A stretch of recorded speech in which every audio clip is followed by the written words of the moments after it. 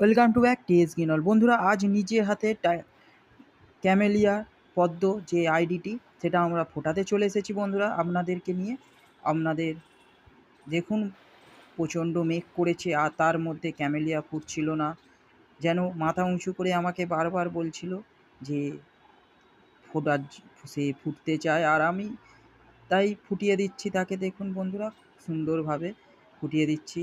বন্ধুরা, এই ধরনের পদ্ম কার কার বাগানে আছে অবশ্যই কমেন্টে জানাবেন বন্ধুরা।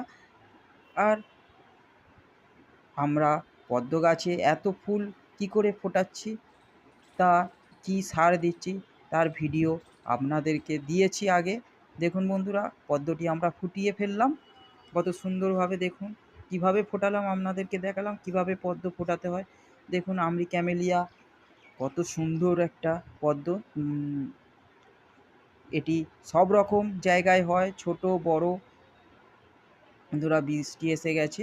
বন্ধুরা চলুন তাহলে বৃষ্টির মধ্যেই আমরা কিছুটা ভিডিও করে নিই। আর ভিডিও ওই যে কুঁড়িটা দেখছেন ওটা চাঁদনি। আর বন্ধুরা দেখুন, থাম্মো রিপোর্টিংয়ের পর বন্ধুরা প্রতীক্ষা করেছিলাম, এই কুঁড়ি এলো ফার্স্ট রিপোর্টিংয়ের পর বন্ধুরা।